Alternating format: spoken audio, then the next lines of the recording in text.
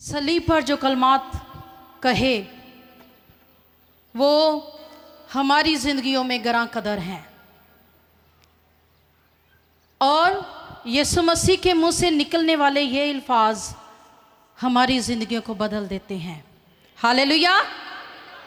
पहला कलमा जो खुदावंद यीशु मसीह के मुंह से निकला वो माफ़ी का कलमा था।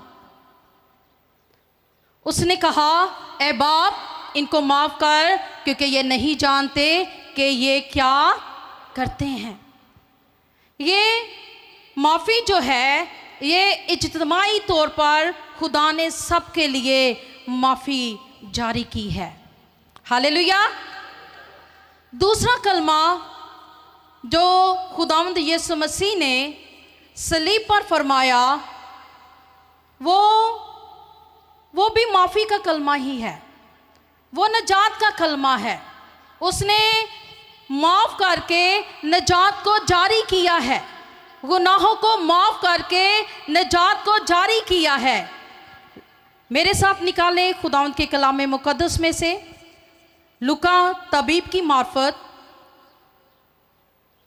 23वां बाब, लूका तबीब की मार्फत अंजील मुक़द्दस 23वां बाब और 43वीं आयत मुक़द्दसा पर हम गौर करेंगे। यहाँ पर यूँ मरकूम है, मैं तुझसे सच कहता हूँ कि आज ही तू मेरे साथ फिरदौस में होगा। खुदा उनके कलाम के पढ़े और सुने जाने पर खुदा की बरकत हो। एक आवाज़ में कहेंगे आमीन। ये कलमा जो यीशु मसीह ने सलीब पर फरमाया ये नजात का कलमा है। नजात को यीशु ने जारी किया है और नजात के मानी छुटकारा, रिहाई और गुनाहों की माफ़ी के हैं। और रोमियो 3 बाब और उसकी 23वीं आयत मुक़द्दसा में लिखा हुआ है, इसलिए कि सब ने गुनाह किया और खुदा के जलाल से महरूम हैं।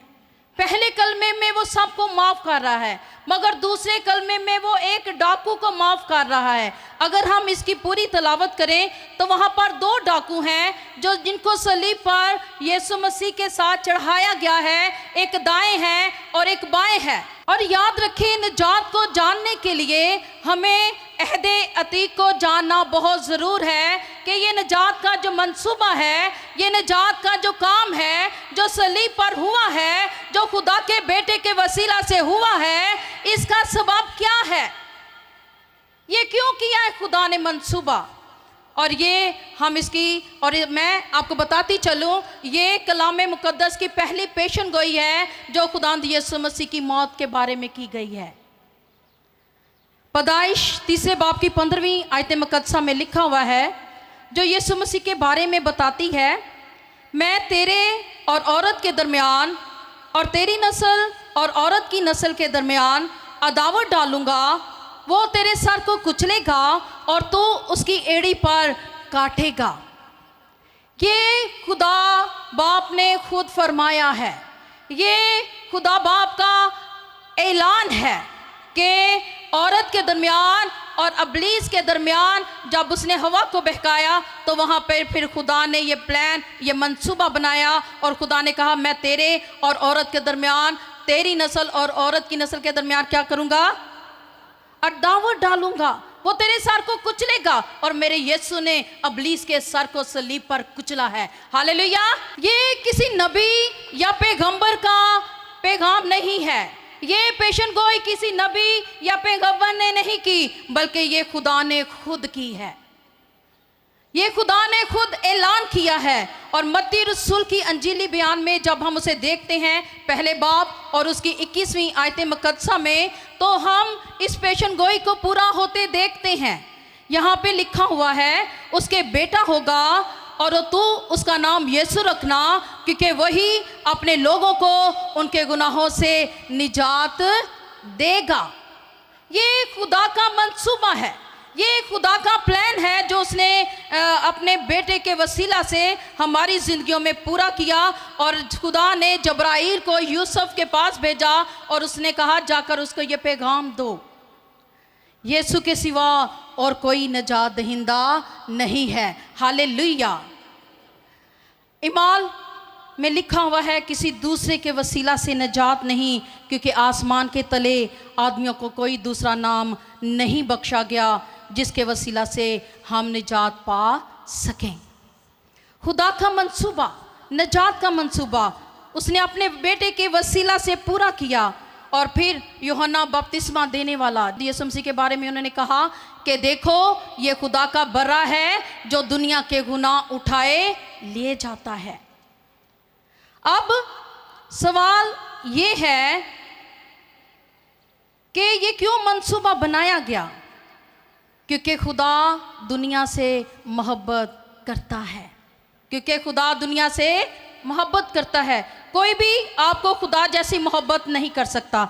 इसीलिए यूहन्ना 3 बाब की 16वीं आयत मुकद्दसा में लिखा हुआ है, खुदा ने दुनिया से ऐसी मोहब्बत रखी कि उसने अपना इकलौता बेटा बख्श दिया ताकि जो कोई उस पर ईमान लाए हलाक ना हो बल्कि हमेशा की जिंदगी पाए।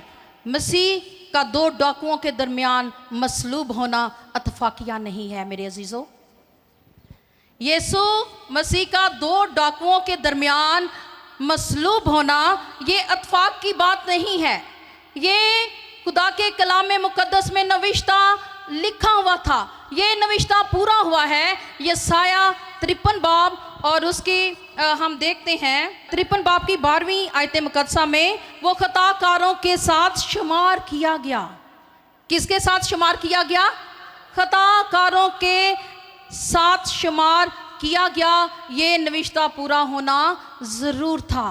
और फिर लुका 23वें बाब उसकी 39वीं आयत से 43वीं आयत मुकद्दसा पर अगर हम गौर करें तो यहाँ पे लिखा हुआ है, फिर जो बदकार सलीब पर लटकाए गए थे उनमें से एक उसे यूं ताना देने लगा कि क्या तू मसीह नहीं? तू अपने आप को और हमको बचा। मगर दूसरे ने उसे झिड़क कर जवाब दिया कि क्या तू खुदा से भी नहीं डरता? हालांकि उसी सज़ा में गिरफ्तार है और हमारी सज़ा तो वाजिबी है क्योंकि अपने कामों का बदला पा रहे हैं, लेकिन इसने कोई बेजा गुनाह नहीं किया। ये अब 2 डाकुओं के दरमियान बातचीत है। एक डाकू है जो यीशु मसीह को तंज कर रहा है, उसको कह रहा है तू खुद भी बच और हमें भी बचा। मगर दूसरा डाकू जो ये कह रहा है, इस बात का इकरार कर रहा है, अपने गुनाहों का इकरार कर रहा है कि हमने तो गुनाह किया है, मगर ये तो इसने कोई गुनाह नहीं किया, ये तो बेऐब है। और इस आयत मुकद्दसा में मेरे अजीज़ों हम 3 पॉइंट्स को देखते हैं। पहला है, इस आयत में यीशु ने दरख्वास्त की है।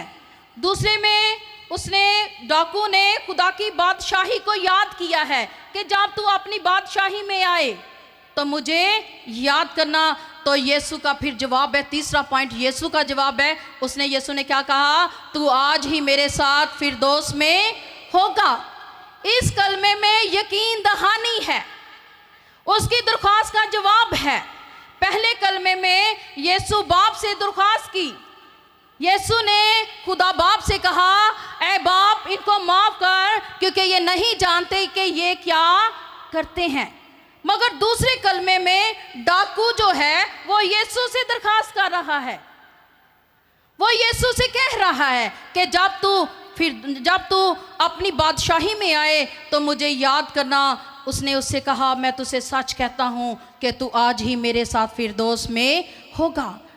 अब डाकू की जो दरखास्त है वो नहायत अजीब है, क्योंकि वो जानकनी के आलम में है, मौत के करीब है, मौत उसके देहाने पे खड़ी है, मगर फिर भी वो बादशाही का जिक्र कर रहा है। और फिर ये कलमा नाउमीदी में उम्मीद है। और गौर तलब बात यह है मेरे अजीज़ों कि फिरदौस का वो दरवाज़ा जो बागे अदन में बंद हो गया था, सलीब पर फिरदौस के दरवाजे को हम खुलता हुआ देख रहे हैं। यीशु ने फिरदौस का दरवाज़ा खोल दिया जो आदम और हवा के सबब से दरवाज़ा बंद हो गया था, क्योंकि खुदा ने उस दरवाज़े को बंद कर दिया और उसके चौगिर्द 16 जो तलवारों का जो है वो पहरा बैठा दिया। और फिर इस तरीके से जो है वो खुदा ने उस डाकू को माफ़ किया, क्योंकि खुदा ने हमसे मोहब्बत रखी है।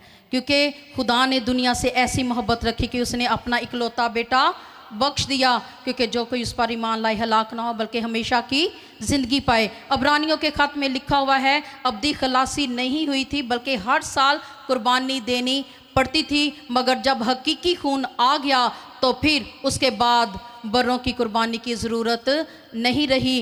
क्योंकि पतरस के ख़त में लिखा हुआ है, तुम्हारी खलासी सोने और चांदी या कीमती पत्थरों से नहीं हुई बल्कि पाक और बेऐब भरे यीशु के लहू से हुई है। पहला डाकू ज़िंदगी के चश्मे के पास आकर भी उस ज़िंदगी को हासिल ना कर सका जो हमेशा की ज़िंदगी है, मगर दूसरा डाकू जो है वो खुदा के ताइब हो गया। उसने कबूल किया कि मैं गुनाहगार हूँ और उसने खुदा से दरख्वास्त की कि तू जब अपनी बादशाही में आए तो मुझे याद करना। तो खुदावंद यीशु मसीह ने भी उसे कहा, तू आज ही मेरे साथ फिरदौस में होगा। मेरे अजीज़ों, हमें खुदा के पास आने की ज़रूरत है, हमें खुदा से माफ़ी मांगने की ज़रूरत है ताकि वो हमारे गुनाहों को माफ़ करे और हमें हमारी ज़िंदगी में बड़ा काम करे और हम हमेशा उसकी बादशाही का हिस्सा बना रहें। God bless you. खुदावंद आपके साथ हो, खुदावंद आपको बहुत बरकत दे।